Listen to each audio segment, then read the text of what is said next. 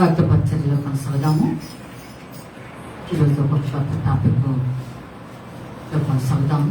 దేవుడు నాకు ఇచ్చిన దైవికమైన ప్రేరేపణ వచ్చే ముందుగానే దేవుని ఆత్మ నాకు ప్రేరేపించబడింది. అందువల్ల ఈ టాపిక్ చెప్పడానికి దేవుని ఆత్మ నన్ను సిద్ధపరిచి ఉండగా కొద్ది లేఖనములు మనం జ్ఞాపకం చేసుకుందాం, ధ్యానించుదాం. పరమగీతము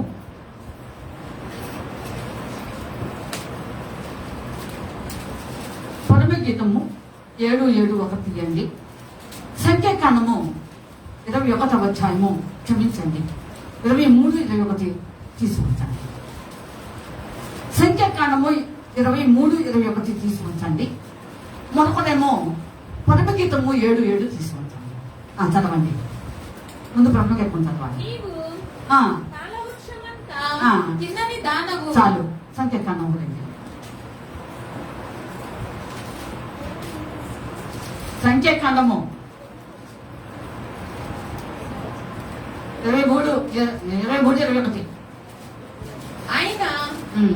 ఆయన యాకోబులో ఏ దోషమును కనుగొనలేదు, ఇశ్రాయేలులో ఏ వక్రతనమును చూడలేదు. స్తోత్రములు, హల్లెలూయా.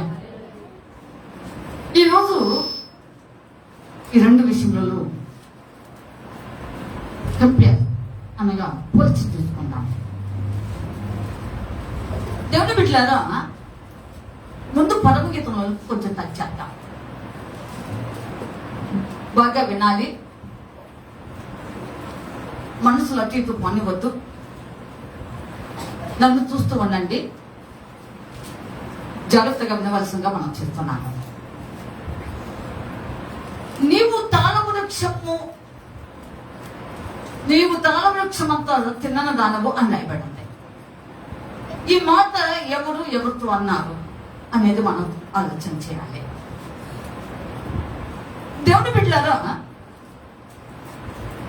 ఈ మాట యావత్ ప్రపంచంలో అది పెద్దపడిపోయే పెళ్లికి మాత్రం సఫలంగా నిలిచి ఉందని నేను అనుకుంటున్నాను.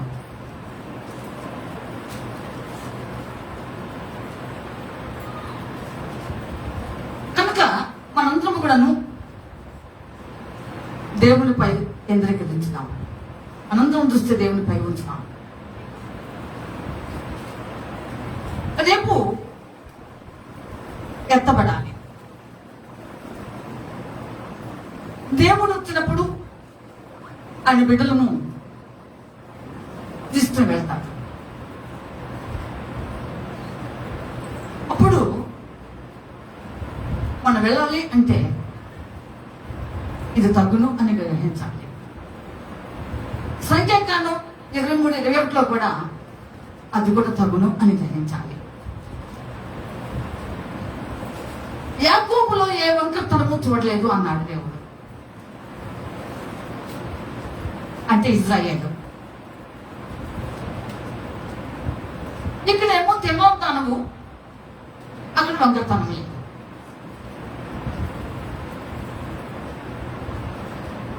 ఆలోచన చేద్దాం. తాళవృక్షము అంటే రకరకాలుగా చెప్తున్నారు. ఇంగ్లీష్ బైబిల్లో మాత్రము ఇంగ్లీష్ మాట పామ్ ట్రీ అని రాయబడింది. ఖర్జూరపు చెట్టు కూడా పామ్ ట్రీ అంటారు. సరే, ఏదంటే కానీ తాటి చెట్టు అని కూడా కొంతమంది చెప్తున్నారు. ఒకసారి మనందరం దృష్టి తాటి చెట్ల మీదకి వెళితే వంకరవి ఉన్నాయి, బెండ్ అయిపోయినవి ఉన్నాయి. అలాగే ఈత చెట్లు కూడా మనం ఒకసారి ఖర్జూరము కానీ ఈత చెట్లు కానీ చూసినట్లయితే అవి కూడా వంగిపోయినట్లు ఇలాగా ఉన్నాయి. మరి దేవాది దేవుడు ఎందుకు పోల్చినట్లు అని మనం ఆలోచన చేయాలి. అసలు ఎందుకు పోల్చినట్టు? నీవు తాళవృక్షం అంతా తిన్న దానవు, యాకోబులో ఏ వంకరతనము లేదు. యాకోబు ఇజ్రాయేలు. ఆలోచన చేసుకుందాం. ఆత్మీయంగా దేవుడు నన్ను ప్రేరేపించినప్పుడు నేను ఆలోచన చేస్తూ ఉన్నాను. తినదానము అనే మాటకు దేవుని దృష్టిలో ఆత్మీయంగా మనం చక్కగా స్ట్రైట్గా లేదా తిన్నగా గమనించాలి. మన నడుములో మార్పు రావచ్చు, నిలబడటంలో మార్పు రావచ్చు, కూర్చుండటంలో మార్పు రావచ్చు. కానీ ఇవన్నీ కూడా భౌతికమైనవి. కానీ దేవుడు అది చూడలేదు. దేవుడు ఆత్మ ఈరోజు మనతో మాట్లాడుతూ ఉన్నది, దేవుళ్ళను సరిగ్గా తిన్నగా నిలబడాలని. నేను అటు ఇటు తిరుగుతున్నాను, కేవలం తిరగటానికి కారణం ఒకటే ఒకటి. నాకున్నటువంటి భౌతికమైన సమస్యను బట్టి కొంచెం తిరగకపోతే నేను నిలబడలేను.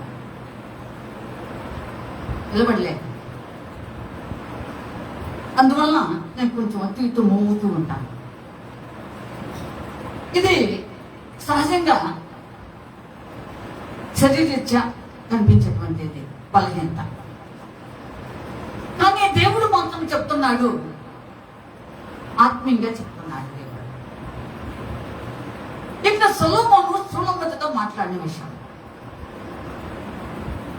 సొలొమోను ప్రభువైన యేసుక్రీస్తు వారికి సాదృశ్యంగా ఉంటే, సొలొమతి పెండ్లి కుమార్తె సంఘానికి సాదృశ్యంగా నిలబడిపోయింది. కనుక దేవుని బిడ్డలారా, ఆమె మొదట నుండి దేవుని దృష్టికి తను తాను తగ్గించుకుంది. అందుకనే మొదటి చదవద్దు కానీ పరమగీతంలో, నేను నవోందాలను నేను సౌందర్యవంతురాలని అంత దేవునికి స్తోత్రములు, హల్లెలూయా. కనుక దేవుడు చూస్తున్నది ఈ రంగులు కాదు, ఆత్మ సౌందర్యం, ఆంతరంగమైనటువంటి విషయాన్ని దేవుడు చూస్తున్నాడు. In that beauty, spiritual beauty. దేవుడు కోరుకుంటుంది ఇదే. కానీ నువ్వు పుట్టిగా నడుస్తున్నావు, నువ్వు నిలబడటం సరిగ్గా లేదు, నువ్వు లేవటం సరిగ్గా లేదు, నువ్వు ఏ విధంగా ఉన్నావో అనేది భౌతికమైన విషయం. అది శరీరీత్యా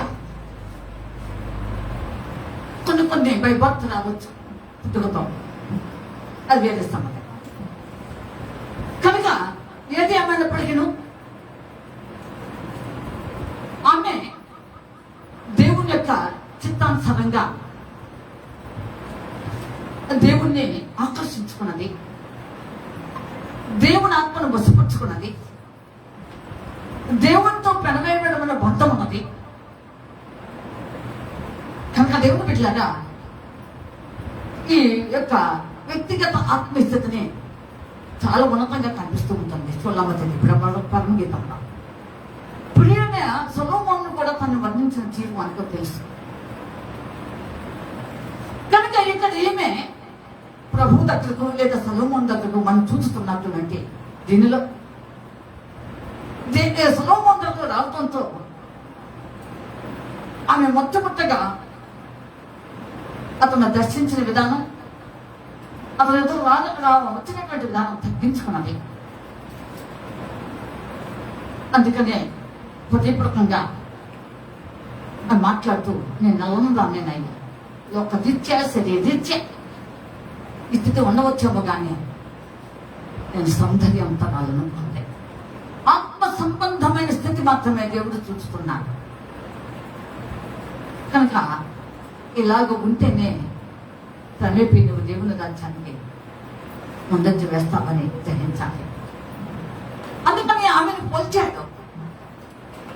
అందుకని ఒక పరమగీతంలోనే మనం చదవనవసరం లేదు కానీ సొలొమోనుతో మాట్లాడుతూ అంటాడు, నీవు ప్రియురాలా, నీవు ఒక్క చూపుతో నన్ను వశపరుచుకుంటుంది అంటాడు. ఇది లోక సంబంధంగా కాదండి. దేవుని అంతగా వచ్చినప్పుడు, దేవునితో ఆయన సన్నిధిని అపేక్షిస్తున్నప్పుడు, ఆయనతో సావాసంలో ముందుకు కొనసాగుతున్నప్పుడు ఆయన ఆకర్షించుకున్న విధానం,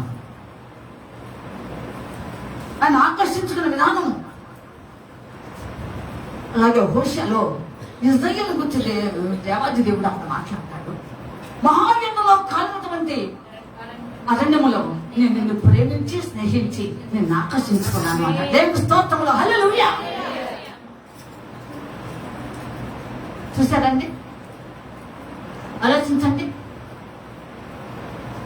కాలిన మహారణ్యములో లోకములో అనేక శ్రమలలో నా జీవితం ఉన్నప్పుడు మనల్ని దేవాది దేవుడు చూసి ఆయనను ప్రేమించి మనతో స్నేహం చేశాడు. బైబిల్ గ్రంథంలో అబ్రహాముని నేను స్నేహితుడిగా భావించాను. నా స్నేహితుడైన అబ్రహాంకు నేను ఏదైనా వర్గపరచగలనా అంటాడు. నా ప్రవక్తలకు నేను ఏది కూడా దాచముంచను అంటాడు ఆమోసు. కనుక ఈ విధముగా దేవుడి యొక్క వాక్యం ఇచ్చా అలాగా ఉన్నటువంటి ఇజ్రాయేలు ఏర్పాటు చేసుకున్న ఇజ్రాయేలు అలాగే సిద్ధపడాలి, దేవుని రాజ్యానికి వెళ్ళాలి. ఈ భయంకరమైన పరిస్థితులన్నీ కూడా లోకంలో తరుముతూ వచ్చినాయి. అనేక మన జీవితంలో ఎదుర్కోవలసినవి ఇప్పుడు కావు కానీ ఇంకా అనేకం రాబోతున్నాయి. ఇప్పటి వరకు ఉన్నటువంటి ఏమీ లేదు అని అడిగితే ఏమో మనం ఎదుర్కొన్నటువంటి విషయాలు ఏమి లేవు. కానీ ఇప్పుడు రాబో కాలంలో చాలా భయంకరమైన ప్రళయములు రాబోతున్నాయి కనుక ఒక్కొక్కటి నీ జీవితంలో ఎదుర్కోవాలి. నువ్వు దేవుల్లో చక్కగా నిలబడాలి, తిన్నగా నీవు ఉండాలి, వంకతనం కనిపించకూడదు, వండిపోటు కనపడకూడదు. దేవుని బిడ్డలాగా ఆలోచించండి. 18 సంవత్సరాల నుంచి నడుగుకుపోయిందంట నరుడు. స్వార్థలలో చెప్తాడు దేవాది దేవుడు. 18 సంవత్సరాల నుండి నడుగుండిపోయిందంట నరుడు. దేవుని బిడ్డలాగా దేవుడు ఆమె జీవితంలో లేడేమో, దేవుడి కృప పొందలేకపోయిందేమో, దేవుడు ఆత్మ లేకపోయిందేమో, విశ్వాసం తొందగిలిందేమో, దేవుని యొక్క దారుణంగా ఏ బంధకం వల్ల ఉన్నదో ఆత్మీయంగా ఉండిపోయింది. శరీరీత్యా వెళ్ళిన మాట వాస్తవమే కానీ ఆత్మీయంగా ప్రభు దగ్గర వెళ్ళకపోయింది. అందుకని దేవుడు ఆమెను ప్రేమించి ఆవిడ మార్గాన్ని వచ్చి ఈమె నిజముగా అబ్రహాము కుమార్తె అన్నాడు. దేవుని స్తోత్రము హల్లెలూయా. అలాగే దేవుని బిడ్డలారా శరీరీత్యా ఇవి కాదు దేవుడికి కావలసింది. ఆత్మరీత్యా చాలా బలవంతంగా కనిపించాలి. దేవుడు నీ ఆత్మీయ జీవితం వంక తనము దేవుడు చూడకూడదు, ఏ వంపు నీళ్ళు కనిపించకూడదు. అందుకని అంటాడు, నువ్వు ఎలాంటి దాని అంటే ఎందుకు మధ్యతో దేవుడు రేపు గర్వంగా చెప్పబోతున్నాడు.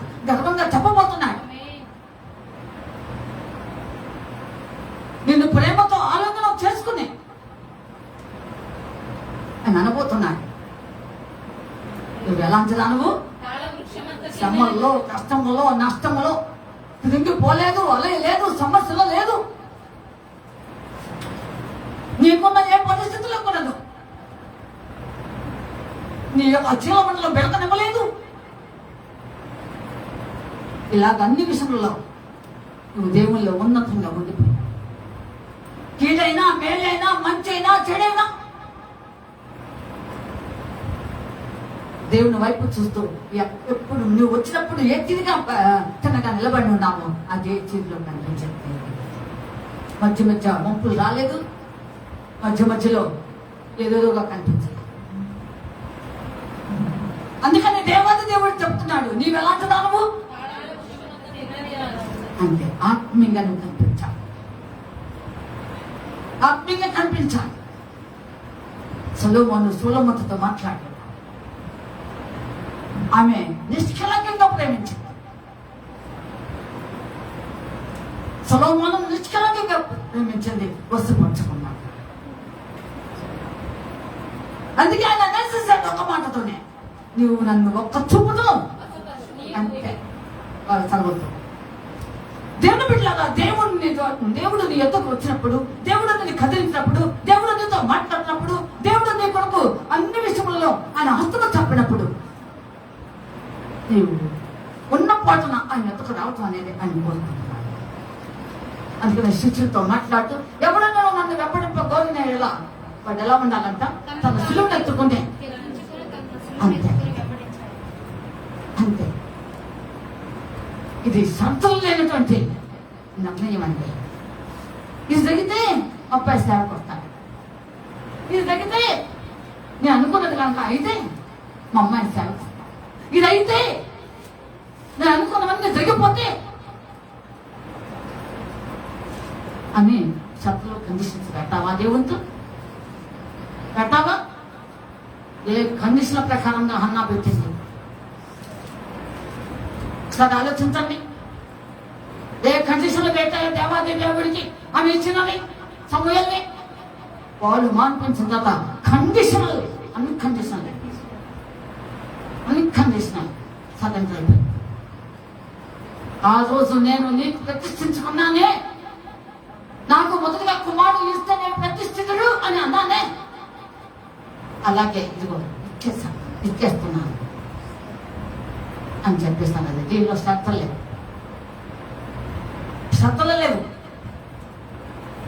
అలాగే దేవుని బిడ్డలారా ఆలోచించండి. దేవుని ఎద్దుకు నీవు వచ్చినప్పుడు ఏ తీరుగా ఉన్నామో ఆయన రాజ్యం వెళ్ళినంత వరకు వంకర్తనము నీలో కనిపించకూడదు. వంపు నీలో కనిపించకూడదు. వంపు ఉన్న తుమ్మ చెట్టు, మెలుకలు తిరిగిపోయినటువంటి తుమ్మ చెట్టును,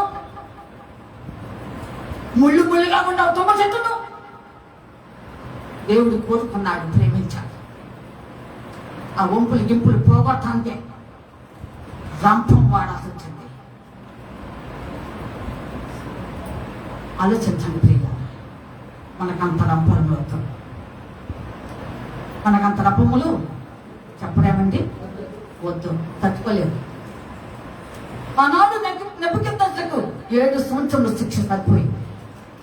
ఆ 7 సంవత్సరంలో తన జీవిత కాలం అంతా అనుభవించినంత శిక్ష అనిపించినట్టే. దేవుడికి స్తోత్రం. ఎందుకో తెలుసా? ఒక మనిషి పశువు కావడం అనేది ఎంత గొప్ప విషయం మీరు ఆలోచించాలి. దేవుడి సమస్తం సృష్టికర్త మనిషిని పశువుగా చేసి ఆ రుణపోతాను మీరు గడ్డి వేర బాబు అన్నాడు. ఏమండి? కనుక వంపులు ఈ రోజు నీకు నువ్వు నిజంగా దేవుడితో నడుస్తున్నాను అనుకుంటే, దేవుడితో మాట్లాడుతున్నాను అనుకుంటే, దేవుడితో చక్కగా మంచి సహవాసం చేస్తున్నాను అనుకునే నువ్వు భ్రమలో ఉంటే, నీలో వంకతనము, టింకతనము, బెలుపులు, గులుపులు మొత్తం ఎగిరిపోవాలి. దేవుడికి స్తోత్రం. అంతే. దేవుడు అదే అంటున్నాడు, సొలొమోను అదే అంటున్నాడు. ఆమెకి అంత ప్రేమించినా, ఈయన ఆమెను ప్రేమించినా గొప్ప సాక్ష్యం పలికారు. ప్రభువైన యేసుక్రీస్తు వారు నీ విషయంలో కూడా వచ్చి గొప్ప సాక్ష్యం చెప్పేలాగా. అవును, నీ జీవితాన్ని ఉన్నతంగా తీసుకొచ్చేది నీకున్నటువంటి సాక్ష్యమే. అంతేనండి. ఈ సాక్ష్యం తుప్పుపట్టిపోతే ఆ సాక్ష్యాన్ని లోకంలోని యోర్దాన్లో వదిలేస్తే చేసేదేం లేదండి. మనకు ఆలోచించండి. తాళ్ళ వృక్షం వచ్చిన తిన్నమ కాలేదు అంటే ఇంకా ఏ లోపం లేని పెళ్లి కుమార్తె ఎలా ఉంటుందో యెషయా రాష్ట్రపతికి అదే వచ్చాను 27వ వచనం తెలుసుకుంటాం. త్వరగా అటువలనే అదే కూడా పురుషులారా మీరును మీ భార్యలను అటువలే క్రీస్తు కూడా సంఘమును ప్రేమించి అది కళంకమైనను ముడతైనను అట్టిది మరి ఏదైనను లేక పరిశుద్ధమైనది గాను నిర్దోషమైనది గాను మహిమగల సంఘము గాను ఆయన తన ఎదుట దానిని నిలబెట్టుకొనవలెనని వాక్యముతో ఉదక స్నానము చేత దానిని పవిత్రపరచి పరిశుద్ధపరచుటకై దాని కొరకు తన్ను తాను అప్పగించుకునేను. కనుక ఆయన నీ కొరకు అప్పగించుకున్నాడు. ఎలా ఉండాలని? అన్డిఫైన్, కలంకం లేకుండా, ముట్ట లేకుండా ఉండాలి. అదని ఇదని అడ్డం పెట్టుకుని దేవుడిని అడ్డం పెట్టుకుని బ్రతకడానికి కాదు. ఏ పిల్లలు ఆలోచించండి. మచ్చైనను, డాగైనను, కలంకమైనను, ముట్టైనను ఏది లేక నిర్దోషంగా ఉండాలని అట్లా ఆలోచించాలి. నిర్దోషంగా జీవించాలని. ఏమండి, నాకు నిన్న ఒక రాజబాబు గారు రాసిన పాటలో యేసయ్య అని పాడే దానిలో ఒక వచనం నాకు బాగా ప్రేరేపించండి. అమ్మా, వంతెన ఒరిగిన సమయాన పడు. వంతెన ఒరిగిన సమయాన పొసగక వసగిన విసిరే కెరటాన వంతెన ఒరిగిన సమయాన పొసగక వసగిన విసిరే కెరటాన కలలా కలతెచ్చిన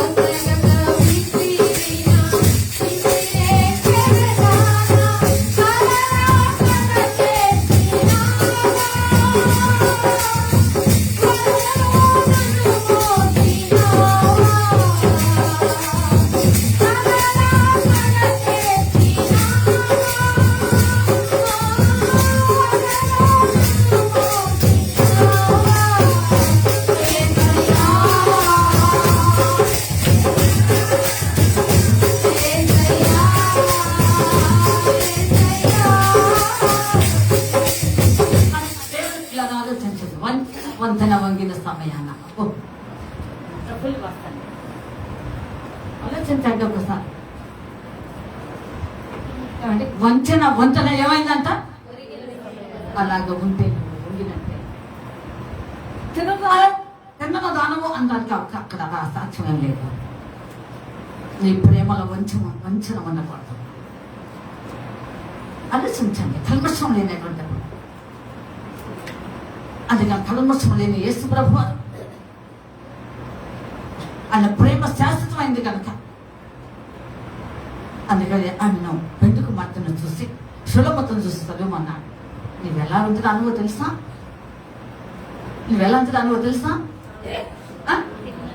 తిన్నను దాన్ని.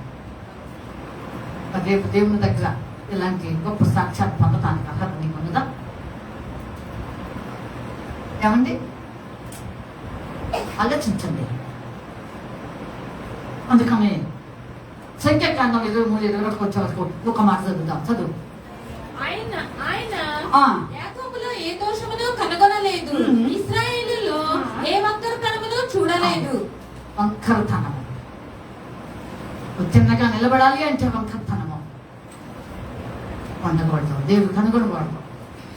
ఒకవేళ ఏ కాలం చేత కనుగొంటే దేవుని యొక్క అభివృద్ధి పాత్ర మీద పడు, ఏదో ప్రలాపించు, రాగం చేయి. ఈ బలహీనత నుండి నేను వంగిపోయాను, ఈ బలహీనత నుండి నేను వంక స్థితికి వచ్చేసాను, మెల్లకలు తిరిగిపోతాను. ఒక తాడు బలంగా ఉండటానికి ఇంకొక 2 కలుపుతారు, బాగా నిలబెట్టి అది దాన్ని ఏమంటారు? ముగ్గు అంటారు. అంతేనా? అది బలంగా ఉండటానికి. నీ జీవితంలో అలా మెలకలు తిరిగిపోకూడదు. ఆత్మ ఇంకా మెలకలు ఉన్నాయా? ఆత్మలో ఇంకా మెలకలతో ఉన్నావా? ఉంటాయి. ఎందుకుంటాం? అందుకే దేవుడు సాక్ష్యం చెప్తున్నాడు, యాకోబులో వంకరతనం. అందుకే నువ్వు తినవుతావు. ఆయన ప్రేమించిన బిడ్డలు వంకరతనం చూడకూడదు. తిన్నగా ఉండేలాగా చూసుకోవాలి. మానవులు కనుక ఏ కారణం చేతున ఏదో ఉండవచ్చు, వెంటనే సెట్ అవుతాం, సెట్ చేసుకోవటం. ఇది మానవ నైజం. వాక్యం నీకు తేటగా మాట్లాడుతూ ఉన్నది. కాలాలు గడిచిపోతున్నాయి, సమయం వెళ్ళిపోతున్నది, అనేక సంవత్సరాలు వారంలో వెళ్ళిపోతున్నాయి. కానీ ఇంకా బ్రతుకు మారలేదు. దేవుళ్ళు చక్కగా నిలబడే మనస్తత్వం రాలేదు. నిలబడలేకపోతున్నావు. ఆలోచించండి. ఈ మాట నేను మరొక చోట పోలు కాదు, ఓ సంఘానికి ఏం చెప్తున్నారు విందాం. కొలసి రాష్ట్రపతి వచ్చారు. కొలసి తత్వ నిబంధన, కొలసి రాష్ట్రపతిగా పిలిపి తర్వాత ఉంటుంది. 23 పునాది మీద కట్టబడిన వారే స్థిరముగా ఉండి మీరు విన్నట్టు స్థిరముగా ఉండటం. ఇంగ్లీష్ మాట స్టెడ్ ఫాస్ట్ అన్న. కనుక దేవుని బిడ్డలారా ఆలోచించండి. స్థిరంగా నిలబడటం అనేది వెంకటానికి సాధిస్తున్నాం. తిన్నగా ఉన్నామన్నమాట. ఇంకొక మాట, స్థిరంగా నిలబడ్డట్టు ఉన్నా వంకతనం ఉండవచ్చు, కొంచెం ఒప్పు రావచ్చు. అది ఒకవేళ మనకు తెలియకపోవచ్చు.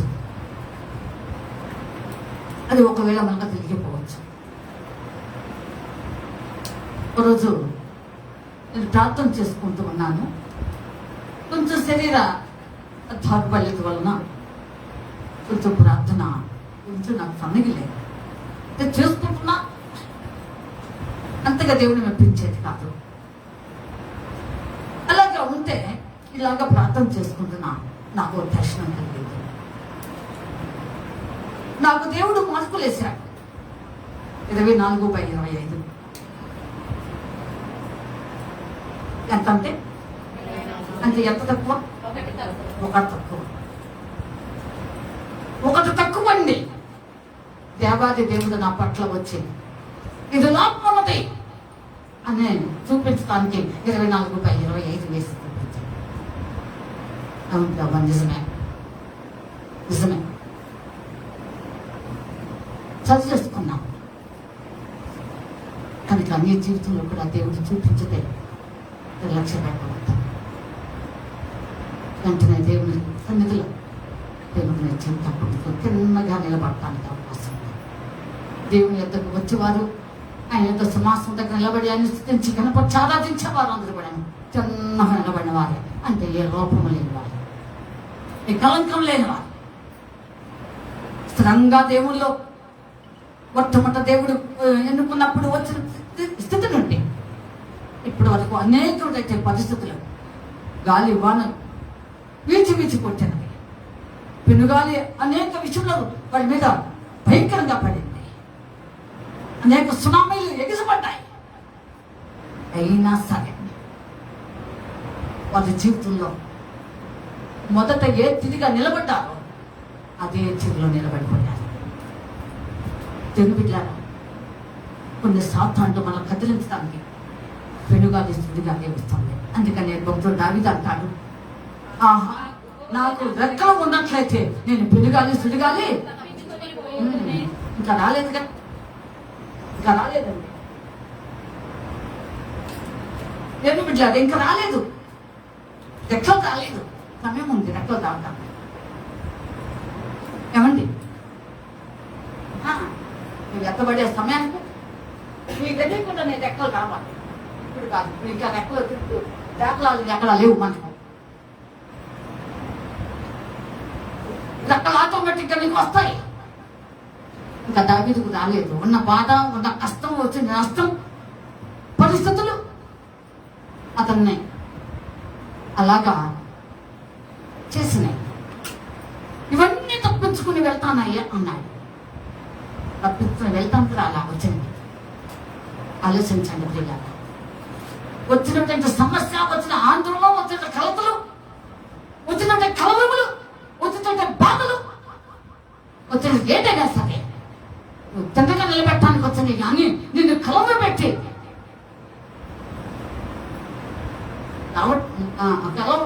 నిన్ను వెనకంటే వెళ్తానికి రాలేదండి.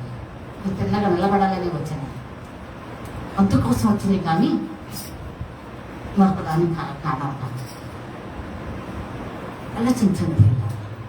ప్రతి ఒక్కరూ ఆలోచించేయాలి. ఆలోచించాను. అందుకని దేవాది దేవుడు అన్నాడు హక్కును చేర్చుకున్నటువంటి ఆ బిడ్డ కుమార్తెను ప్రేమించి అన్నాడు. నువ్వు ఎలాంటి దానిలో తెలుసా? అదే సువార్తలు అంటాడు చూడండి, అలా మంచి నమ్మకమైన రాస్తాడు అన్నట్టు. ఇక దానికి సాటే దానికి సాటినండి ఇది. నువ్వు తాళ వృక్షం అంతా తినండి అంటే ఆత్మీయస్థితిలో ఒడ్డుపోలేదు, ఆత్మీయస్థితిలో ఓడిపోలేదు, ఆత్మీయస్థితిలో సన్నగిల్లలేదు, ఆత్మీయస్థితిలో ఏ పరిస్థితుల్లో ఏ వంచనకు ఏ ప్రేమకు ఏ స్థితికి లోపడలేదు. అన్ని విషయంలో నువ్వు దేవునిలో మొదట ఏ స్థితిలో ఉన్నావో అదే ఉన్నది. మొదట నీకున్న ప్రేమను వదిలేసావని మొదట అది లేదు. అదే ఉంటే అట్లా అన్నదో దేవుడు అనేవాడు కాదు, సొలొమోను అనేవాడు కాదు. ఆమె మొదటగా ఉన్న ప్రేమనే వదిలేస్తుంటే అనేవాడు కాదేమో. మొదట నుండి ఆ సొలొమోనును హత్తుకున్న తీరు, ఆయన వశపరుచుకున్న తీరును అదంతా కూడా ఆయన గమనించాడు కనుకనే అన్నగలిగినాడు. ఈ లోపు నీ జీవితంలో ఎన్ని మొక్క చెక్కలైందో నీకున్న విశ్వాసం, దైవికున్న ప్రేమ, దైవికున్న సహవాసం, దేవుని యొక్క వాక్యం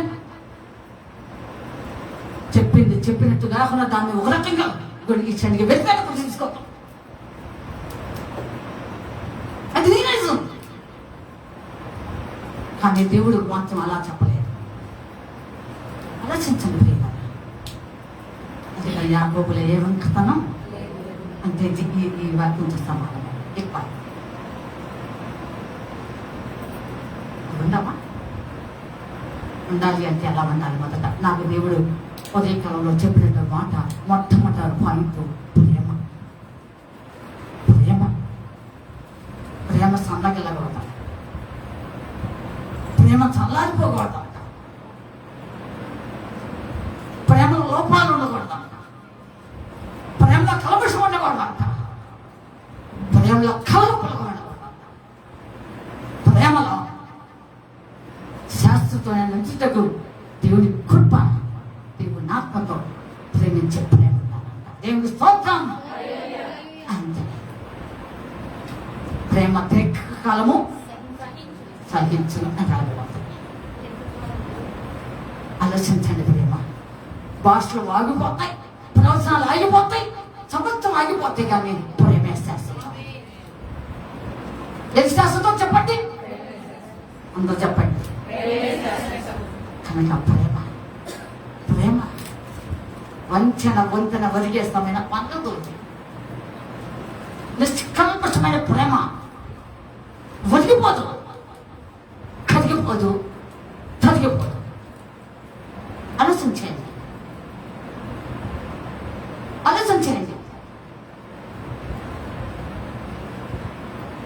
ఎందుకు బిడ్డలారా, నువ్వు మొట్టమొదటి దేవుడు తిన్నగా నిలబడాలి అంటే దైవికమైన ప్రేమను కలిగి,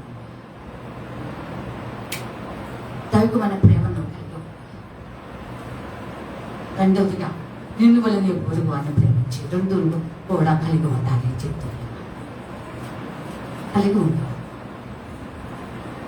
ఆలోచించండి ప్రియుల, రెండు కలిగి ఉండాలి. వాక్యానికి పరిమితం చేయవద్దు, పరిమితం చేయవద్దు. ప్రేమ ఉన్న చోట అపరాధం క్షమించబడాలి. అపరాధం క్షమించబడిన చోట ప్రేమ ఉంటుంది. ప్రేమ దోషం అందుకుని అంతే అంతే. దొంగ ప్రేమను అడ్డం పెట్టుకుని రేపు దేవుడి దానికి వస్తావా? నిలబడతావా?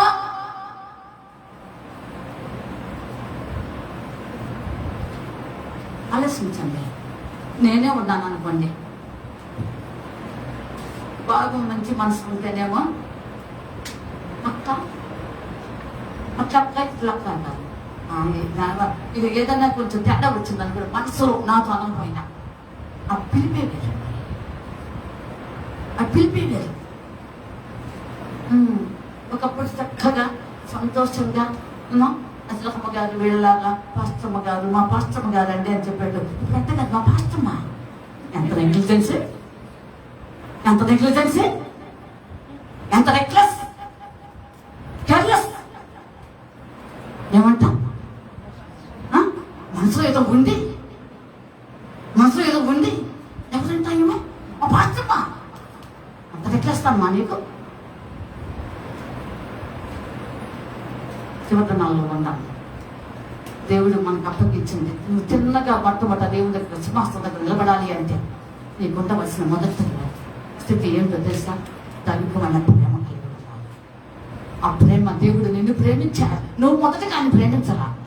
అసలు నీకు తెలియదు కూడా. దేవుడు ఎవరో నీకు తెలియనప్పుడు, ఆయన ఎలా ఉంటాడో నీకు తెలియనప్పుడు, ఆయన ప్రేమ ఎలా ఉంటుందో నీకు తెలియనప్పుడు ఆయన ప్రేమ ఏమిటో రుచి చూపించాడు. దేవుడి స్తోత్రం. అంతే. నువ్వు ఆయన ప్రేమించలేదు కానీ మొదటగానే ఆయన నిన్ను ప్రేమించను అని మొదట యోహాను సువార్తలో రాయబడి ఉంది. ఆలోచన చేయండి. ప్రేమ, ప్రేమ అన్నిటిని కప్పుతున్నాం. పర్వాలేదులేండి, ఏముందులేండి, సర్దుకుపోతుంది, సర్దుకుపోతుంది, ఏం పర్వాలేదులేండి. అంత లావు ఎత్తు ఉన్నా ఏముందిలేండి, తెలియక మాట్లాడారులేండి, తెలియక మాట్లాడారులేండి. దైవికమైన ప్రేమ. దేవుని బిడ్డలారా ఆలోచించండి. మొట్టమొదట దేవుడు నిన్ను తాళు వృక్షం అంత తినంతాను అని నీ పట్ల సాక్ష్యం చెప్తున్నప్పుడు నువ్వు ఉండవలసిన మొదటి లక్షణం ఏంటో తెలుసా? ఆయన ప్రేమలో ఎంతవరకు ఉన్నా. నీ ప్రేమ కొందరు వదిలివేస్తున్నారు. వాక్యం అండి, నేను అంటలేదమ్మో మళ్ళీ అలా అనుకునే తల్లిలారా ఇంటికి పోయి గుసగుసలాడి ఇంకా 10 మందికి ఫోన్లు చేసి అట్లా ఇట్లా నేను చెప్పి సతాయించి సాధించమాకండి.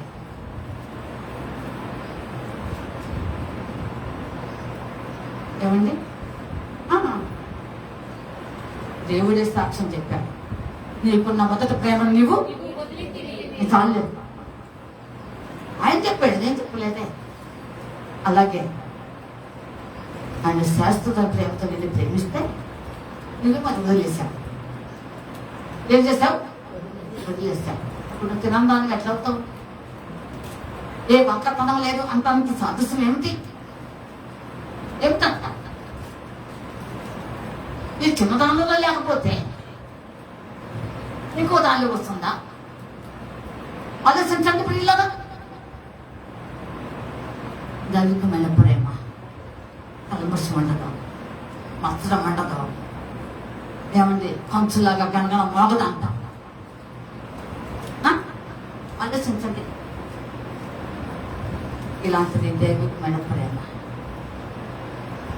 ఒక పాట ఉండేది, నాకు బాగా అన్ని మర్చిపోయాను.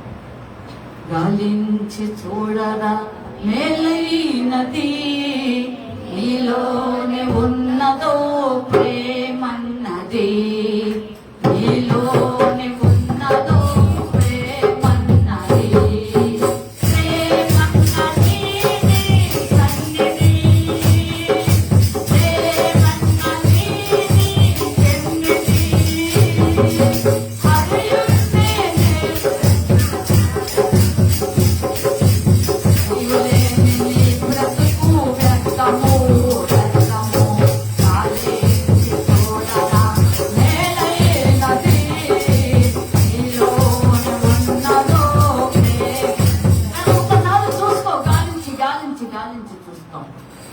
కాకడా పెట్టి వెళ్తే నాకు అనిపించలేదంట దేవుడి దృష్టికి.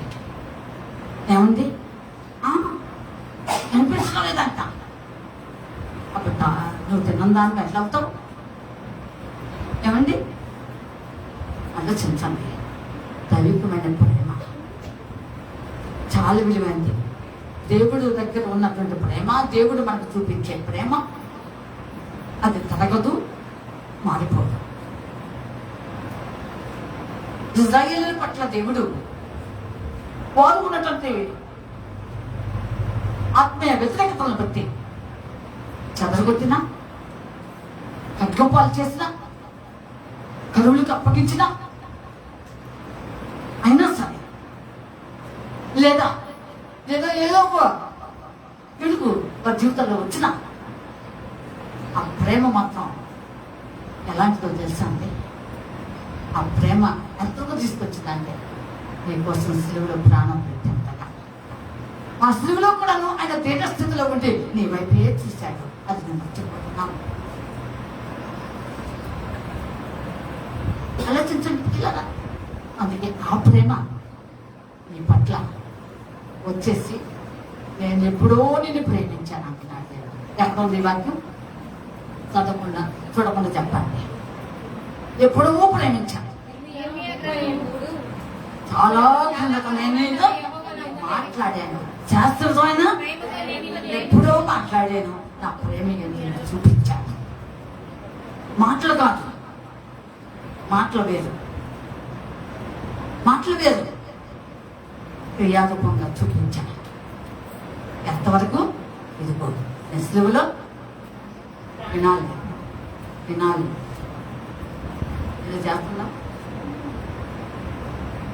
కనుక ఆలోచించండి పిల్లలు. చివరి నాలో అన్నాను, దైవికమైన ప్రేమ నిన్ను ఆ విధంగా తిన్నగా నిలబెడుతుంది, తిన్నగా నిలబెడుతుంది. కనుక దేవుని ఆజ్ఞలు ప్రేమించడం ఏ ప్రేమ అంటారు. పిల్లరా, ఆ ప్రేమ కలిగి ఉందామా? ఆ ప్రేమను కలిగి ఉందామా? సరే, ప్రశ్నించుకుందాం.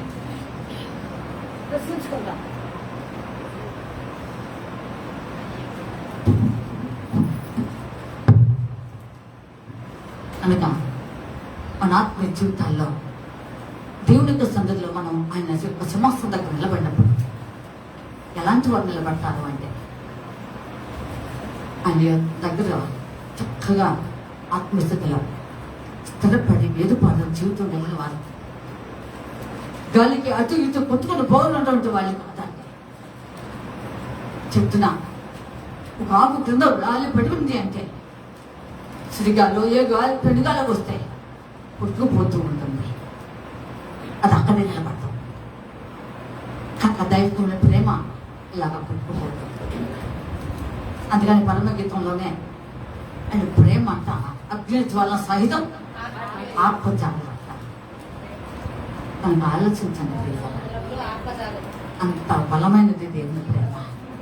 ఆ ప్రేమే నిన్ను ఆయన సింహాసనం దగ్గర నడిపిస్తుంది. ఆ ప్రేమే నిన్ను అన్ని విషయంలో తాళుకునేలాగా తట్టుకునేలాగా చేస్తుంది. ఆ ప్రేమే నిన్ను అన్ని విషయంలో చక్కగా నేను స్థిరపరిచి నిలబెట్టేది ఆ ప్రేమే.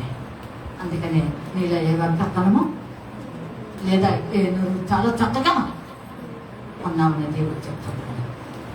అది అలవర్చుకుందామా? అలవర్చుకుందామా? ఇది మొదటిగా మనం గమనించాలి. ఇకపోతే రెండోదిగా చూద్దాం. చక్కగా దేవుని యొక్క సన్నిధిలో అమ్మ ఎదుగుతున్నావు, ఫలిస్తున్నట్లుగా ఉన్నావు, చక్కగా బైబిల్ చదువుతూ ధ్యానిస్తున్నావు, అన్ని విషయంలో దేవుని యొక్క చిత్తం ఏమిటో చేస్తున్నామన్నారు. కానీ మనం ఆయనకి మహిమకరంగా విలువకరంగా ఉండటానికి మొట్టమొదట మనం ఆయన్ని వల్లే జీవించడానికి నేర్చుకోవాలి. రెండవదిగా ఆయన్ని వల్లే ఆయన సాధింపులోకి వచ్చేలాగా ఉండాలి. ఆలోచించండి. కనుక ఆయన వల్లే ఆయన సాధింపులోకి వచ్చే వారి చిన్నగా నిలబడగలరు.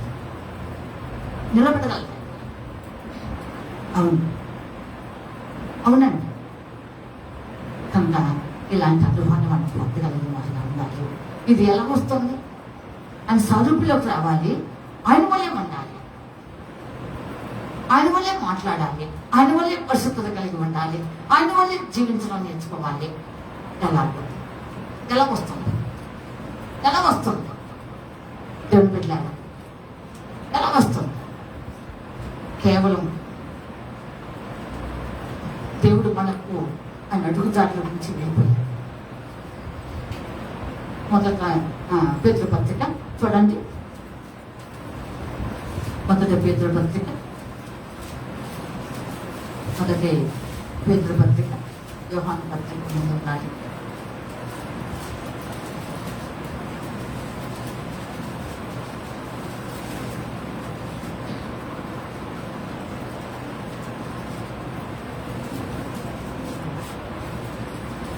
చదవండి అమ్మా. 2వ అధ్యాయము మొదటి పేతురు పత్రిక 2వ అధ్యాయము 21 వచ్చింది చదవండి. 21 2:21. క్రీస్తు కూడా క్రీస్తు కూడా మీ కొరకు బాధపడి మీరు తన అడుగుజాడలు యందు నడుచుకున్నట్లు మీకు మాదిరి ఇచ్చిపోయాను. అంతే. కనుక మనం అలాగా ఆయన అడుగు జాడల్లో నడిచేలాగా ఉండాలి. అప్పుడు ఆయనలాగా ఉంటాం, ఆయన ప్రేమిస్తాం, ఆయనలాగా మాట్లాడతాం. ఇలాగా ఉండాలని దేవుడు కోరుకుంటున్నాడు.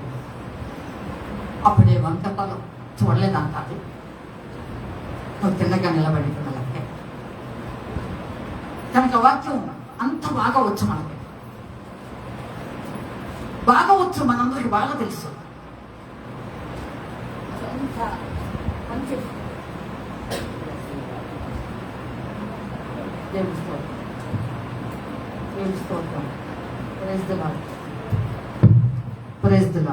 కనుక దేవుని బిడ్డలను ఆలోచించండి.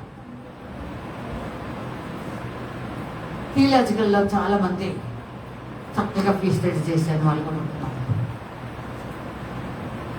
ఒక 50 సంవత్సరాల క్రితం దేవుని సేవ ఎవరు చేశారో తెలుసా అండి?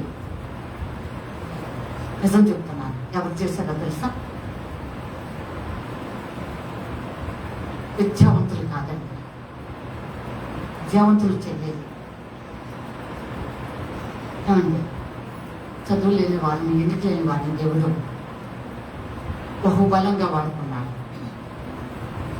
నేను సేవకు పిలవడిన టైంలో కూడా నేను అనేక మందిని గమనించాను. వాళ్ళకు ఉన్నటువంటి కృపావరంలో కానీ ఓ పల్లలుగా ఉన్నారు. కానీ ఇప్పుడు ఉన్నటువంటి పరిస్థితిని బట్టి చూస్తే మంచి చదువుకున్న వాళ్ళు ఉంటున్నారు. పిహెచ్డి బైబిల్లో అమ్మ చక్కగా థియాలజికల్లో పిహెచ్డీ చేసిన వాళ్ళు కూడా ఉంటున్నారు. అవును, ఎంటీహెచ్లు పిహెచ్డీ చేసిన వాళ్ళు ఉంటున్నారు. వీళ్ళందరూ కూడా నువ్వు మాకు అంతా వచ్చు తెలుస్తాను అంటారండి. వీళ్ళు ఇంత చేసుకోవాలి. మనమే కాస్త బైబిల్ మొదటి నుంచి 1-2 సార్లు చదివిస్తామనుకోండి, ఇది మనకే బాగా చేస్తారు, మనకే చేసేది, చేపలుగా చేస్తారు. ఏమండి, నేర్చుకోండి. మనం వినడానికి నిలబడి పడాలి. దేవుడు చాలా చోట్ల పాత నిబంధనలో కానీ తక్కువ నిబంధనలో కానీ ఆయన ఏమన్నాడు తెలుసా? సమీపించి ఆలోచించక శ్రేష్టము అన్నాడు.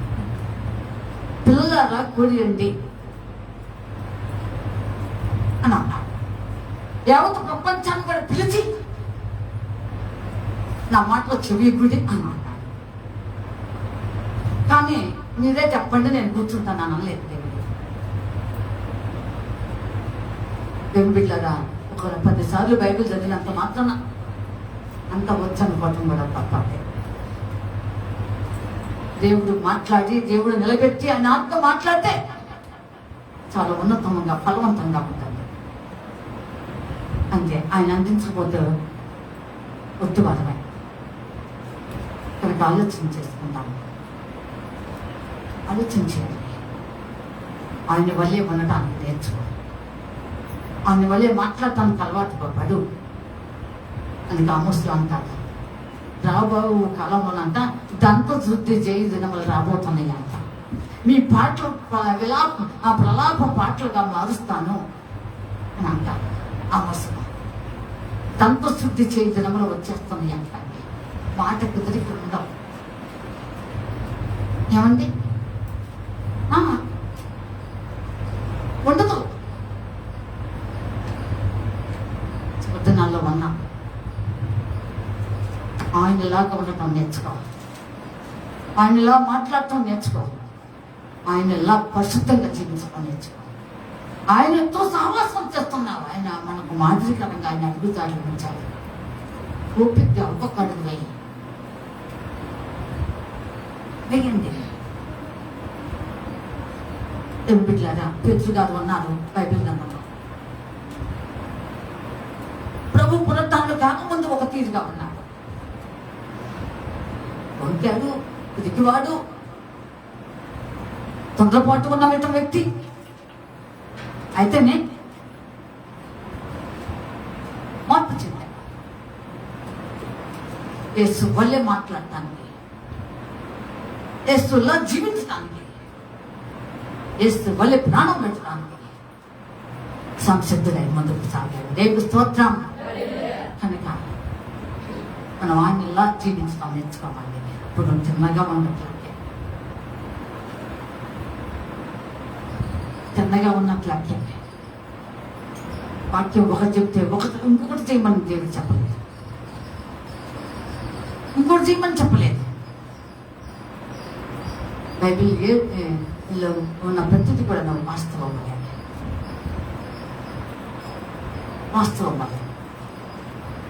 నాకు తప్పు పడతాను. బైబిల్ గ్రంథంలో నీవెంత నేనెంత ఆలోచన చేసుకున్నాను. కనుక దేవుడు పిల్లాడు తిన్నగా జీవించు. దేవుల్లో లోపం లేకుండా, వంకరతనం లేకుండా, ఒప్పు లేకుండా చివరినాలు కదా. దేనికి ఒరిగిపోతున్నావు? దేనికి వంగిపోతున్నావు? ఏ భ్రమ, ఏ లోపం, ఏ లోకాసులు, ఏ శరీరాశులు, ఏ విధమైన రాజకీయమైన ఒత్తిళ్ళు ఇప్పుడు అదేగా జరుగుతుంది. భ్రమ బలవేస్తుంది సైతాన్. ఆస్తి ఎగవేస్తున్నది. అనేక మంది యవనస్తులు కూడా ఇలాగే అవుతున్నారు. మోసపోతుంది. దేవుడు వ్యక్తింపబడ్డా మోసపోయేది నేనే. ఆలోచించండి ఒకసారి. కనుక యేసు వల్లే ఉన్నా ఆలోచించేస్తాను. యేసు వల్లే మాట్లాడటానికి, జీవించడానికి, ఆయనలో పరిశుద్ధత కలిగి జీవించాలి. కాలం పొలకం ఉండదు, దేవుళ్ళు ఉండవాలి. నీ అడుగులు ఏటో పడుతుంటే వచ్చెక్కలేదు.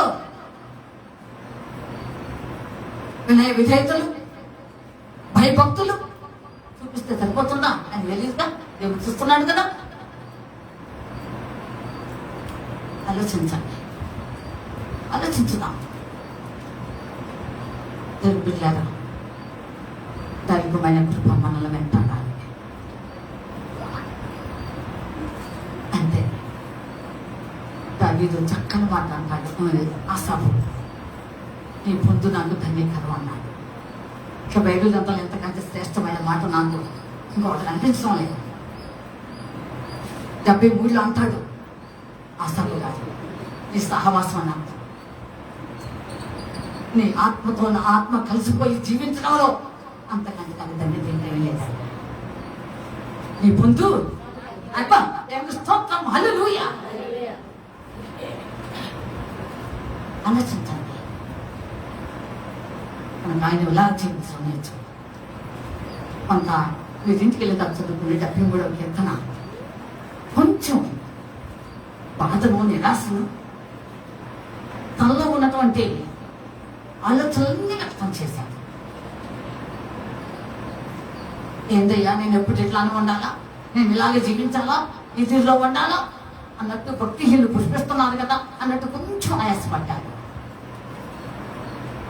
ఆ తర్వాత రియలైజ్ అయ్యి అన్నాడు, ఆకాశమందు నువ్వు తప్ప నాకెవరు లేదయ్యా, లేరు అని చెప్పాడు. ఆలోచించాలి పిల్లలు. నువ్వు తొందరపడినా, దుడుకుపడినా, ఆవేశపడినా, జారినా, సమస్యలైనా నువ్వు వెంటనే రియలైజ్ అవటం అనేది మానవ నైజం. అంతే. యేసులా జీవించడం నేర్చుకో.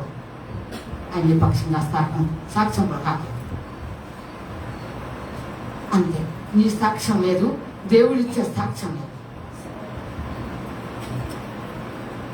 దేవుని చూసి, దేవుడు యోహాను గారిని చూసి, ఈయన మండుచున్నా పల్లె వాళ్ళే ఉన్నాడు. ఆలోచించండి పిల్లలు, దేవుడు సాక్ష్యం అండి. యెహోషువని, యాజకుడిని యెహోషువని కూడా అన్నాడు, ఎక్కడ చదవద్దు. ఇలాంటి ఉన్నతమైన అత్యుత్తమైనటువంటి సాక్ష్యాలు దేవుడు దగ్గర నుంచి రావాలండి. నీ సాక్ష్యం వేరు. నేను నీళ్ళ నుండి పెట్టా దేవుని స్తోత్రం, హల్లెలూయా అని అందరికి వందనాలు, అక్కడికి వందనాలు.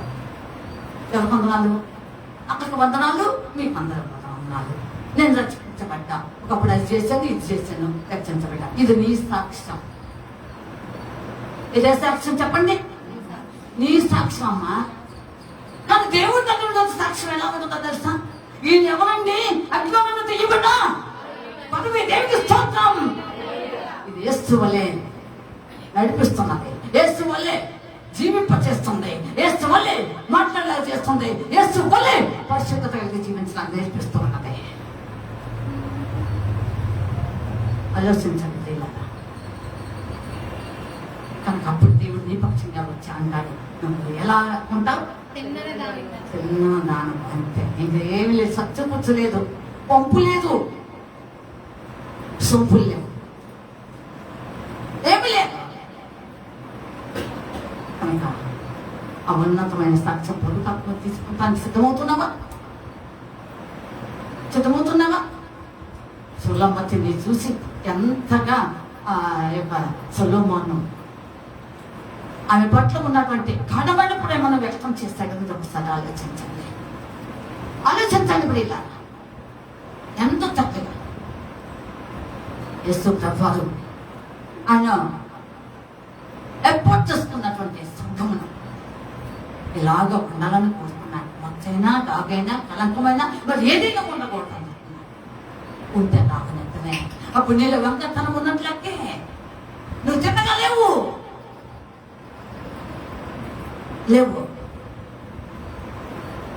ఇక ఈ సాక్ష్యం ప్రజలు దేవుడి నీ పట్ల అని కోరుకున్న విధానం ఇది. నువ్వు ఉండే విధానం మరొకలా. ఆలోచించండి పిల్లలు. చివరి దినాలు కదా నాకు బాగా ఇష్టం. యాకోబులో ఏ వంకతనం లేదనే మాట, ఏ దోషం కూడా కనుగొనలేడంట. ఆయన ప్రేమించిన ఇజ్రాయేల్ ఏమండి? ఇప్పుడు ఇరాన్లో ఇజ్రాయేల్కి యుద్ధం జరుగుతుంది కదా, వద్దని చెప్పి వాదిస్తున్నాయి ప్రపంచ దేశాలు. ఇజ్రాయేల్ ఒక మాట అన్నది,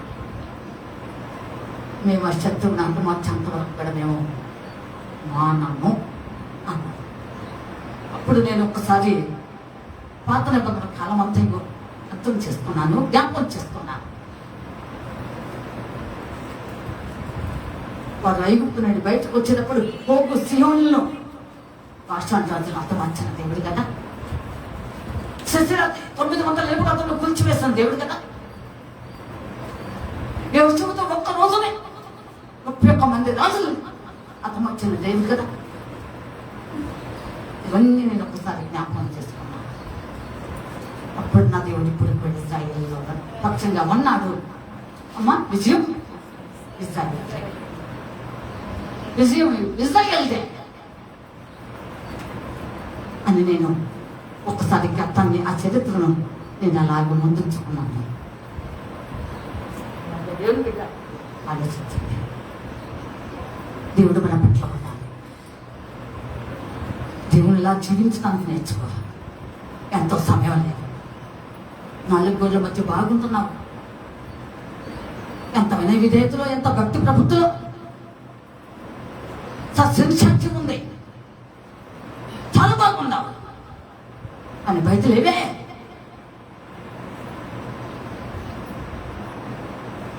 బయట కూడా ఉంటే అప్పుడు నిన్ను అంటాడు దేవుడు, నువ్వు తాళవక్షం అంతా తిన్నావు, యాకోబులు ఏ వెంకతనం అని అంటాడు. అనిపించుకుంటాను సిద్ధంగా ఉన్నావా? అత్యుత్తమైన సాక్ష్యం పొందడానికి ముందుకొచ్చావా?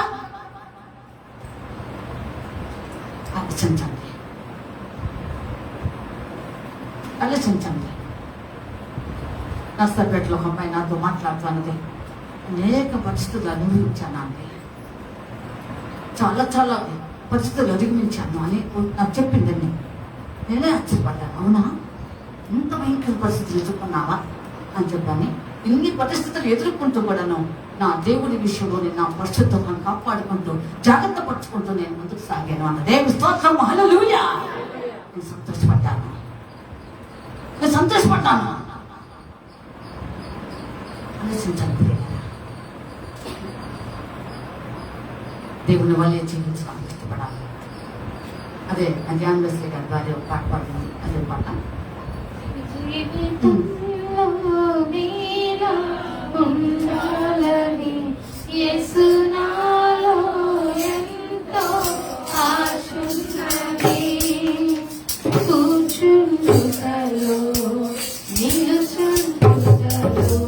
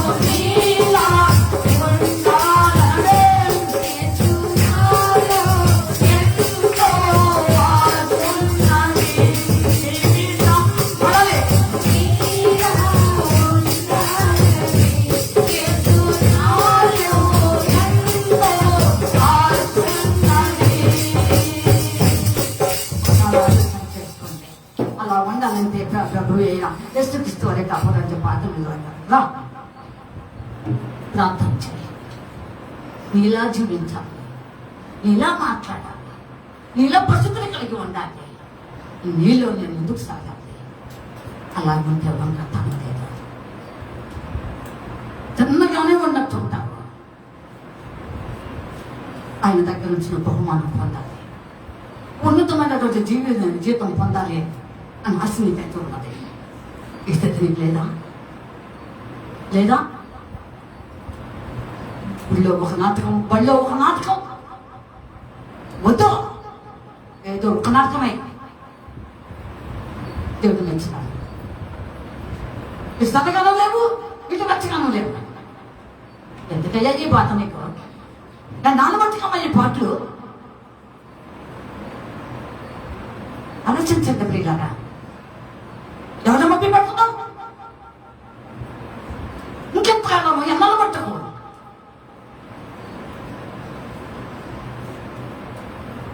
చాలా బాధాకరం. దేవుని ఆత్మకుడు, దేవుని ఆత్మను ఆత్మకుడి దేవుని తొక్క పెట్టవద్దు. ఇలా జీవించి వద్దు. అయ్యో పొడవకు మాటలు. వేదన పడుతుంది ఆత్మ, వేదన పడుతున్నది ఆత్మ. వర్షం లేని మేఘాల వలె, నీళ్ళు లేని బావుల వలె పడుతున్నారు. ఎంత బాధకరం. ఒకసారి ఆలోచన చేస్తా. చివదినాలు నేను హెచ్చరిస్తున్నాయి, నేను ప్రోత్సహిస్తున్నాయి. ఎంతో కాలం లేదు మన జీవితాల్లో. మన జీవితాల్లో మంచి చూడండి దినాలు రాబోతున్నాయి. పరిస్థితులు చాలా చాలా చాలా కష్టపు దినాలు నువ్వు ఎదుర్కోబోతున్నావు. యోబు గ్రంథంలో చదవద్దు కానీ అంటాడు, దేవుడు నాకు చేదైన వాటిని వినిపిస్తున్నాడు అంటాడు. కష్టములు నష్టములు చేదు అంటే అవి రుచి చూడబోతున్నావు రేపటి రోజున. ఈ నాటకాలు, ఈ స్థితి అంతా ఆపై వద్దు. అందుకే ఇలాంటి వారిని చూసి వీళ్ళే బాధపడి అన్నాడు, ఎన్నాళ్ళు మట్టుకు వేరు కడుపుల మధ్య తడబడుతున్నారు. ఆలోచించండి,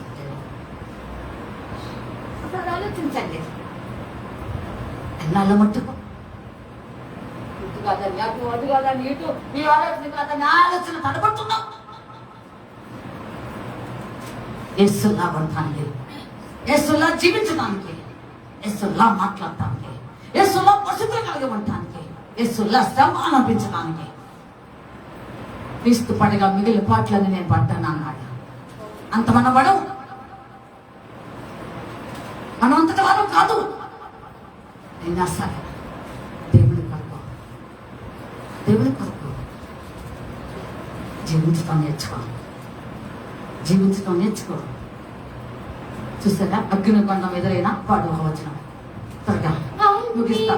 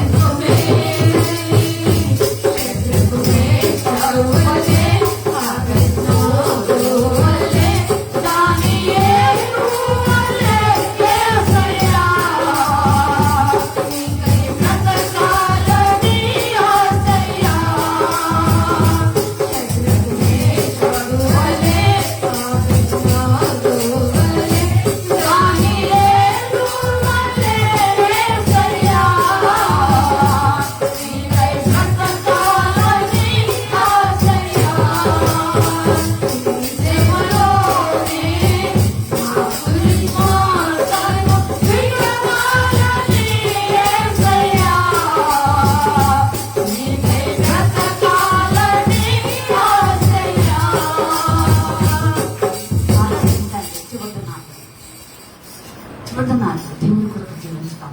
ఆయనలాగా ఉండటానికి నేర్చుకోండి. ఇప్పుడే అభ్యాసం చేసుకోండి. ప్రభువైన యేసుక్రీస్తు వారి కొరకు నా జీవితం నేను అభ్యాసం చేసుకుంటున్నాను అన్నాడు. ఎక్సర్సైజ్ చేస్తున్నాడు. చేసుకుంటున్నావా? ఆలోచన చేసుకో. ఎలా ఉంది నీ జీవితం? మొదటగా ఆయన ప్రేమ, కలంకం లేని ప్రేమ, వంచన లేని ప్రేమ. అయితే రెండోది ఆయన ఎలా జీవించడం నేర్చుకో. నీ జీవితం ఎలా ఉంటుందో ఆలోచించండి. లోకంలో వాక్యం అనే అర్థం క్షమించండి, అర్థం చూసుకుంటున్నాం. జుట్టు ఎటుపోతుందో, రాలిపోతుందో, ఊడిపోతుందో, తెల్లగైందో, నల్లగైందో, ఎటుపోయిందో అని పంపుడు సంపుడు మొత్తం చూసుకుంటున్నాం. కానీ వాక్యం అనే అర్థంలో మాత్రం భౌతికమైన లోపం చూపించడం చూపించదు. ఆత్మలో ఉన్న వంకతనాన్ని, ఆత్మలో ఉన్న వంగిపోయినటువంటి స్థితిని చూపిస్తూ ఉన్నది. ఎందుకు వంగావు? ఎందుకు వంగటం వచ్చింది? ప్రశ్నించుకో. ఇప్పటికైనా సరి చేసుకో. దేవుడు నీతో, నాతో, అందరితో మాట్లాడుతున్న విషయం. దేవుడు కోరుకుంటుంది ఆత్మీయస్థితి, అంతరంగ సౌందర్యం. సొలొమోను 45లో రాస్తాడు. ఎంత చక్కని మాట. ఆ సింహాసనం ఎత్తుకు రాబడిందంట ఆమె కేవలం మహిమ మాట అండి. చదవండి. ఎత్తుగా 45వ అధ్యాయం. ఒక్కసారి త్వరగా త్వరగా త్వరగా. అంతఃపురంలో ఉన్న రాజకుమార్తె, అంతఃపురంలో ఉన్న రాజకుమార్తె మహిమ గలది. ఎంతకంటే ఇక చెప్పదగిన మాట ఏముందండి? అందులో ఏం చేసుకోండి.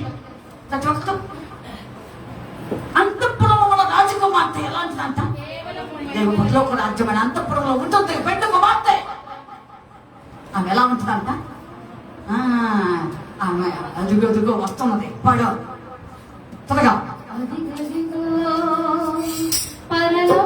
అవును అవును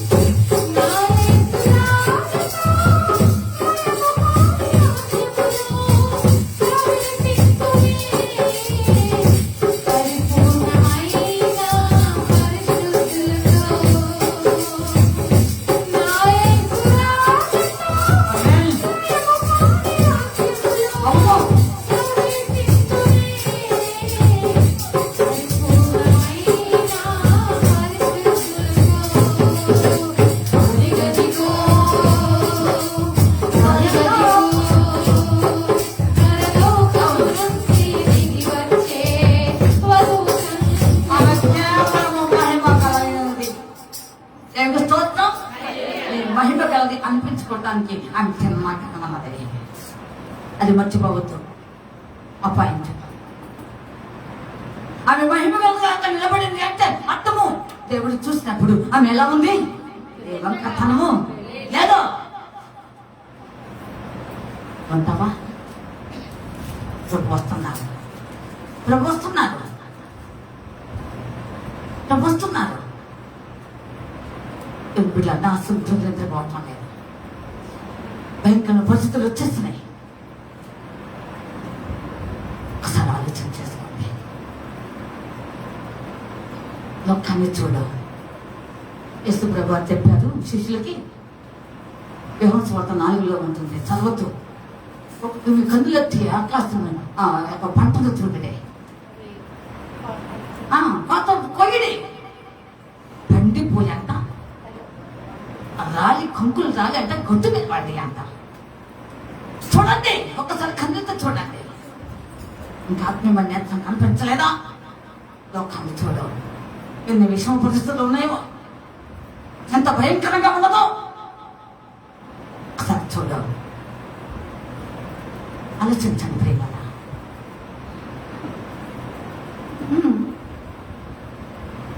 పైరు ముదిరినది, పడలు పెట్టి కోత అంతా ఏ వేదిలో. ఓ ఆలోచించండి. భయంకర దినాలు తీర్పుకు సాదృశ్యం, పాపకు సాదృశ్యం. అవును, ఒక చివరి దినాల్లో ఉన్నాం. ఎప్పటికైనా ఇక్కడ తెలియదు. ఇంకా నేను మననతో తెలవబడకపోతే ఒకసారి చూద్దాం. ఏమండి, బైబిల్ గ్రంథంలో ఆగల కన్నులు తెచ్చాడే, ఈ కన్నులు తెలవబడలేదా? ఏమండి, తెలవబడలేదా? దావీదు కన్నులు కూడా తెచ్చాడు దేవుడు. ధర్మశాస్త్రంలో ఆశ్చర్యకరమైన సంగతులు చూసేటప్పుడు ఆ కన్నులు తెలియదు. కన్నులు తెలవబడలేదా? ఆలోచించండి. కన్నులు తెలవబడి వాడే దేవోక్తి బిలాం అంటారు. కన్నులు తెలవబడే, అది కన్ను మూసుకుపోయింది కనుక డబ్బును చూశాడు. మూయబడిన కన్నులతో డబ్బును మొత్తం చూశాడు. ఇప్పుడు కన్నులు తెలవబడి వాడయ్యాడు. దేవుడికి స్తోత్రం. చూసారా? 7 బలిపీఠలు కట్టి 7 బలిపీఠల మీద ఎక్కిన తర్వాత కానీ కన్నులు తెలవబడ్డా. ఏమండి ఎక్కకపోతే కన్నులు తెరబడవా? ఏమండి తెరబడతావా? దీనికంతా 7 బలిపీఠలు ఎక్కింత కన్నులు తెరబడి అంట. బైబిల్ చదువుతారుగా, అది అర్థమయ్యలేదు, కాలేదులేండి. బెలాము చూపుతాడు, కన్నులు తెరువాడు నుండి కొంచెం దేవోక్తి అని అంటాడు. ఒక్కసారి నీ కన్నులు తెరవబడితే దేవుని యొక్క మార్గం ఏమిటో, దేవుని యొక్క వాక్యం ఏం చెబుతున్నదో ఆయన లాభంటాను. ఇంకొక మాట ముగిస్తున్నాను. దేవుని చూచే కన్ను లోకాన్ని చూడాలి. వింటున్నారా అందరూ? పైవారు వింటున్నారా? దేవుని చూసే కన్ను ఏం చూడదు, లోకం చూసే కన్ను. అందుకని ఒక్క మాటలో చెప్పేశాడు ముత్తయ్య గారు, ఉపదేశించి కొలారు ధన్యులు. అంతే అంతే, సింపుల్ అండి. కనుకనే ఆలోచన చేయండి. మనం యేసు ప్రభువులా ఉండలేము, కానీ సాధన చేసుకోవాలి. నీ వాక్యం ఏంటో, నీ వ్యక్తిగత ఆత్మస్థితి ఏమిటో, ఏ లోపం ఉన్న దేవుని దగ్గర పచ్చాలి. నీ వ్యక్తిగత ఆత్మస్థితి వాక్యం అనే బలిపీఠమైన పడై అంతే. లోకరీత్యా బదులు అర్పించిన మాట వాస్తవమే, మనకి మా ఖండంలో ఏవే ఖండాలు, కానీ నీవే ఆ బలిపశువు. నీవే ఒక్క దేవుడు నిన్ను అడిగితే సజీవుగా దేవుని కవితకు వచ్చి నువ్వు అలాగా కాలిపోవటానికి సిద్ధంగా ఉన్నావా? కాలిపోవటానికి సిద్ధంగా ఉన్నావా? ఆలోచించండి. ఎఫ్రాయిము ఎవ్వరు తిప్పు వేయలేని అర్థం లాంటి వాడే అంట. అమ్మా, మీరు దోసి వేసి పనులు చేసుకుంటా ఉంటే ఈలోపు ఏమైపోతుంది? ఇంకా తిప్పిన ఉపయోగం ఎప్పుడేమండి ఉంటుందా? తెలండి ఒకసారి. అంతే, నీ వాతవైన మనస్సాక్షి, నీ జీవించే విధానం, వాక్యాలు వినొచ్చు, లెక్కలు దంచినటువంటిగా ఇతరులకు మనం దంచవచ్చు, కానీ మార్పు లేదే. జీవితకాలం అంతా వాక్యాలు విన్నా ఉపయోగం. ఏమండి, కుటుంబ దొంగ జీవితకాలం అంతా ఏం విన్నాడండి? ఏం మీలాగా విన్నాడా? అమ్మా, మీరు తెగ వింటున్నారు, కానీ ఆయన పాపం ఏనాడు వాక్యం వెళ్ళాలి. ఎవరైనా కానీ స్పాట్లో రక్షించబడ్డారు. ఎవరు ధన్యులు? స్త్రీలు కన్న వారిలో యోహాను గారు ధన్యులే, కానీ వారికంటే పరలోక రాజ్యం వచ్చిన వారు ధన్యులు. ఎవరు చెప్పాడండి? నేను చెప్పలేదు. అలాగే దేవుని బిడ్డలాగా ఆలోచించండి. స్త్రీలు కన్న వారు ధన్యుడేనంట. ఎవరు? ఎందుకంటే యేసు ప్రభువు 6 నెలల ముందు వచ్చి మార్గం సిద్ధపరిచాడు కదండి. పరలోక రాజ్యాన్ని గురించి చెప్పాడు కదండి. అందరికీ మన దేవుని రాజ్యం కోసం ఎలా ఉంటుందో ఒకసారి చూపించాడు కదండి. అందుకని ఆయన మంచివాడే. ఆయన జీవన విధానం కానీ ఆయన యొక్క సమస్త జీవితం కూడాను మనకు మాతృకరమే. అందుకే ధన్యుడే స్త్రీలు కన్న వారిలో. కానీ ఆయన కంటే ముందుగా దేవుడి రాజ్యం వచ్చిన వారు మరి ధన్యులు అన్నాడు. సరే, ప్రశ్నించుకో ఒకసారి. మధ్యాహ్న కాలంలో ఎలా ఉన్నారు? ఒకసారి దేవుని కొరకు జీవించడానికి చెప్పి ఉన్నావా? దేవుడు నీ పట్ల, నా పట్ల ఆయన ప్రభుత్వం ఆయన అడుగుతాడు, ఉంచాడు, నాకు మాదిరిగా ఉంచాడు. ఆ మార్గంలో నడుస్తున్నా నీవు తొట్టుపడుతున్నావా? తడబడుతున్నావా? ఆ సమాధానంతో కొట్టబడుతున్నావా? ఏమండి, ఆలోచించండి. ఎంతకాలం అండి పడన స్థితి, ఎంతకాలం గిట్టని స్థితి, ఎంతకాలం అండి పంటలు పట్టింపులు, ఇవన్నీ దేవుని కార్యానికి ఆటంకం. అందుకే వంగిపోయావు, అందుకే వంకతనం, అందుకే తినగా లేవు.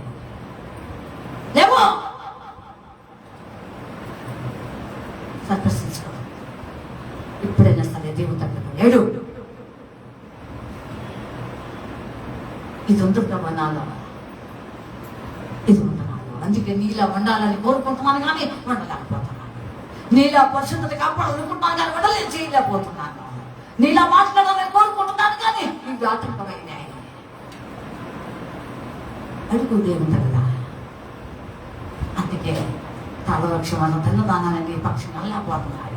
సులభతిని సులభములనంత ఈజీ నిన్ను అనలేదు దేవుడు. ఎలా ఉన్నావు ఈరోజు? యేసు వలె జీవించడానికి ఇష్టపడుతున్నావా? ఇష్టపడు, అంతే. ఇష్టపడు, ఆయనలో ఉండడానికి ఇష్టపడు, ఆయన ప్రేమించు. నీవెవరు నన్ను అధికంగా ప్రేమించవద్దని దేవుడే చెప్పాడు. ఏమండి? ఆలోచించండి. దేవుని ప్రేమించు. ఆ తర్వాత ఏదైనా మధ్యాహ్నం కాలం ఎలా ఉన్నా నన్ను చూస్తున్నా దేవుడు. నీ వంకాయ పనుల మీద ఆయన చూడలేదా? నీ వంగిపోయి స్వభావం మీద ఆయన చూడలేదా? ఏమండి? ఒక్క మాట చూపించేసి ముగింపులోకి వస్తున్నాను. చూడండి, హోషేయ గ్రంథం. ఆ ఒక్క మాట మీకు తెలిసిందే, అయినా నేను నాకు ఇష్టమైంది కనుక నేను చూపిస్తాను. హోషేయ దానియేలు ప్రక్కనే, దానియేలు ప్రక్కనే ఏమేమి ఉంది ఒకసారి చదువుదాం. అది నాకు మామూలుగా లేదన్నమాట.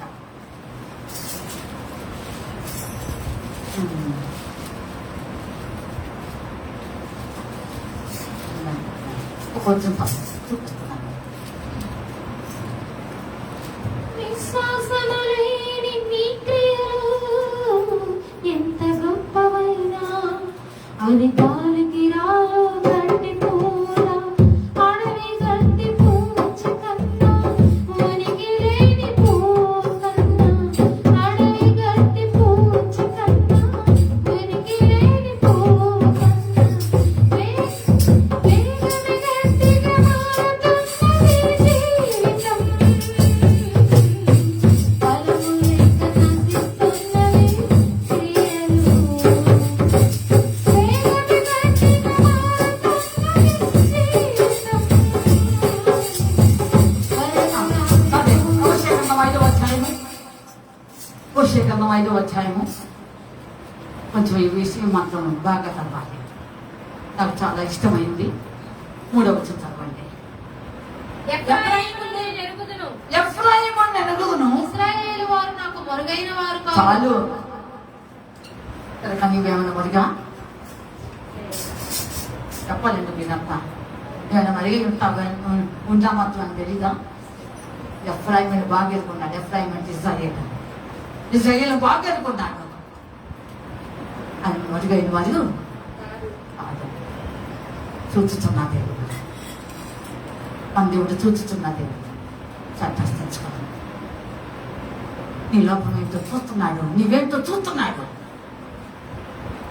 నువ్వు మరుగై ఉంటావా ఏంటి? మరుగై ఉండటానికి ఆయన దేవుడు అండి. ఆయన నుండి తప్పించబడ్డా. మనుషులకు మరుగై ఉండవచ్చు. ఏమండి? ఆలోచించండి. ఆహాబు డాక్టర్లను చంపుతున్నాడని ఓబద్య తీసుకొచ్చి గుహకు 50 మంది చొప్పున యాజకులు ప్రత్యేకంగా దేవుని యొక్క యాజకులను పోషించాడంట. మొదలై ఉండాలి. ఇది లోకమే, లోకముల. ఆలోచించండి. నిజమేళ్ళు ఎక్కడ చంపుతూ అని మరుగై ఉండి ఆ బెదరి వృక్షం కింద ఇంకా ఎందుకైనా దాన్ని తీసేసుకోకున్నాను. ఇది సరే, కానీ దేవుడు చూస్తున్నాడు. నువ్వు మరుగై ఉండలేను, నేను మరుగై ఉండలేను. చూస్తున్నా దేవుడు కనుక ఒకసారి ప్రశ్నించుకోవాలి. కనుక వంకతనం లేదు ఆయన బిడ్డల్లో. ఉండకూడదని కోరుకుంటున్నాడు. కావునా ఉండిపోయి ఉన్నావా? ఏ లోపం ఉన్నా సరే, ఏది ఉన్నా దేవుని దగ్గర స్టార్ట్ చేసుకోవాలి. గుండు సడుగులు ఆపేసే, అవిశ్వాసం వదిలే, యథార్థత కావాలి దేవుని దృష్టికి. దేవుడు చూస్తున్న నమ్మకస్తులను చూస్తున్నాడు. దేశంలో నమ్మకస్తుల మీద చూస్తున్నాడు. అంత ఆయన ఆకాశం ఏం లేదు. ఆకాశం నుండి అంత చూస్తున్నాడు. అంత నమ్మకస్తులు ఏం కాదు. వివేకం కలిగి దేవుని వెతుకులో కలదేమో చూశాడంట. మరి వారిలో నీకు ఉండవా అమ్మా? ఎఫ్రాయిము భక్తి అంట అప్పుడే పడిన మంచి వాళ్ళు ఏముందంట. అప్పుడు అసలు ఆ మాట మామూలుగా లేదండి విషయాలోనే. అప్పుడే పడిన మంచులాగా ఉందంట. ఎందుకనో లెక్కిస్తాం ఎందుకు వచ్చాడు మంచి అంత చెప్పుంటుంది చెప్పడేమంటే కనుక ఈ భక్తి ఈ స్థితి నాకు నేను ఆ పెద్ద ప్రార్థన పడుతుంది ప్రార్థన పడుతుందండి. నాకు అంతా వచ్చి అసలు ఆమె చెప్పేది ఏంటండి, నాకు ఏదో ఆదివారం కనుక వెళ్తున్నాను. ఏంటంట ఆదివారం కనుక నేను వెళ్తున్నాను. నేను చెప్పడం నాలుగు కూడా దేవుని ఆత్మ చెప్తాను. నేను పెద్ద పండితురాలని నేను మీకు చెప్పడంలా నిజం. కనుక ఈ మధ్యాహ్నం పరిశ్రమలో ఆలోచన చేస్తాను. కనుక దేవుడి కృప మనల్ని వెంటాడుతూ ఉన్నది. దేవుడి కృప మనల్ని వెంటాడుతూ ఉన్నది. ఆయన కృప ఆకాశవంతమైనది. విడిచిపెట్టుకోవద్దు, దాన్ని విడుచుకోవద్దు. ఇప్పుడైనా సరే ఆయన కృపను పొందు. ఏమండి ఆయన కృప ఎలా ఉందంటే గలగల పాడే చలిగేలాగా ఉందంట. కూర్చో పడి ముగించున్నాం. అవును